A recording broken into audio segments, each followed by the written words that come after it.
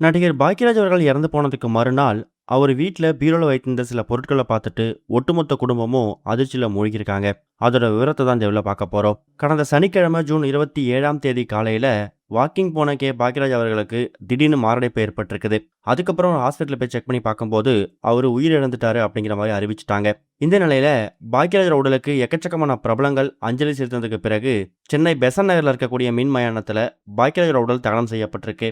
73 வயசு ஆகக்கூடிய பாக்யராஜ் அவர்கள் எக்கச்சக்கமான திரைப்படங்களை இயக்குனது மூலியமாவும், பல படங்கள் நடிச்சது மூலியமாவும் தமிழ் சினிமால தவிர்க்க முடியாத ஒரு ஜாம்பவானா வலம் வந்தாரு.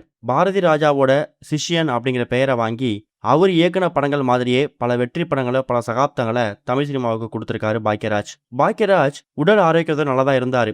ஒரு பக்கம் அவருக்கு அப்பப்ப ஒரு சில இருதய பிரச்சனை இருந்தாலும் அதுக்கான சிகிச்சைகள் எடுத்துக்கிட்டு இறந்து போறதுக்கு 2 நாளைக்கு முன்னாடி கூட குஷ்பு மகள் அவந்திகா திருமணத்துக்காக கோவா போயிட்டு அந்த ஃபங்க்ஷனை அட்டன் பண்ணிட்டு அதுக்கப்புறம் தான் வீட்டுக்கு வந்திருக்காரு. இப்படி திடீர்னு மாரடைப்பு ஏற்பட்டு இறந்து போவார் அப்படிங்கிறத யாருமே எதிர்பார்க்கல. இந்த நிலையில அவர் இறந்து போனதுக்கு பிறகு அவர் அறையை சுத்தப்படுத்தி, குறிப்பா அவர் பயன்படுத்தின அந்த ரூம் நாள் வரைக்கும் ஜூன் 26ஆம் தேதி வெள்ளிக்கிழமை ஈவினிங் வரைக்கும் அவர் தினமும் பயன்படுத்தக்கூடிய அந்த அறை, அந்த பீரோ, லாக்கர் இது எல்லாத்தையுமே எப்பவும் போல கேஷுவலா பயன்படுத்தினவர் மறுநாள் அந்த இடத்துல இல்லவே இல்லை அப்படிங்கிறத அவங்க குடும்பத்தால ஏத்துக்கவே முடியல. இருந்தாலும் அப்பாவோட அந்த ரூமை சரி பண்ணி அங்க ஒரு போட்டோ வைத்து இனிமே அந்த ரூமை அவருக்காக பராமரிக்கணும் அப்படிங்கிற நோக்கத்துக்காக தான் அந்த ரூமை சரி பண்ணியிருக்காங்க. அப்படி பார்க்கும்போது அவர் அந்த அறையில அவருக்காகவும் அவங்க மனைவிக்காகவும் பிரத்யேகமாக பயன்படுத்தின ஒரு பீரோ ஒன்று இருந்திருக்கு.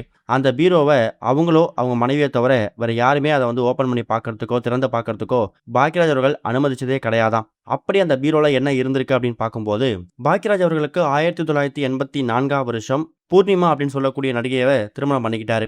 ஆனா நிறைய பேருக்கு தெரிஞ்சிருக்காது, பாக்யராஜுக்கு பூர்ணிமா 2வது மனைவி தான். முதல் மனைவி பிரவீனா அப்படின்னு சொல்லக்கூடிய நடிகையை திருமணம் பண்ணிக்கிட்டாரு. ஆனா 1983ஆம் வருஷம் அந்த நடிகை இறந்து போயிட்டாங்க. தன்னோட மனைவி இறந்து போனதுக்கு பிறகு 1984ஆம் வருஷமே பூர்ணிமா ஜெயராம் அப்படிங்கிறவங்கள தான் இவர் கல்யாணம் பண்ணியிருக்காரு.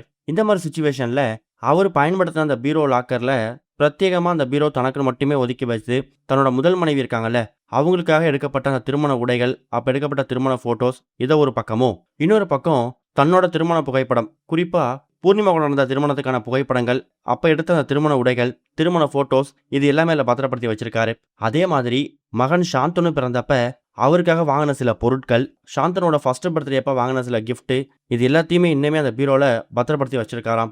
இப்ப அவர் இறந்து போனதுக்கு பிறகு அந்த அறையை சுத்தப்படுத்தி அந்த பீரோவை ஆர்கனைஸ் பண்ணி பார்க்கும்போது தான் தன்னோட அப்பா இவ்வளவு விஷயங்களை அந்த பீரோல ஸ்டோர் பண்ணி பொக்கிஷமா பாதுகாத்திருக்காரா அப்படிங்கிற மாதிரி ஒட்டுமொத்த ஃபேமிலியுமே அதிர்ச்சியில மூழ்கியிருக்காங்க.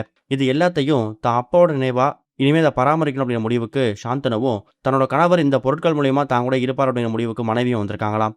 இது வரைக்கும் கனெக்டிங் டிவிக்கு சப்ஸ்கிரைப் பண்ணனா மறக்காம சப்ஸ்கிரைப் பண்ணிக்கங்க. உடனடி அப்டேட்ஸ் பெறுவதற்கு நோட்டிஃபிகேஷன் பெல்லையும் கிளிக் பண்ணிக்கங்க.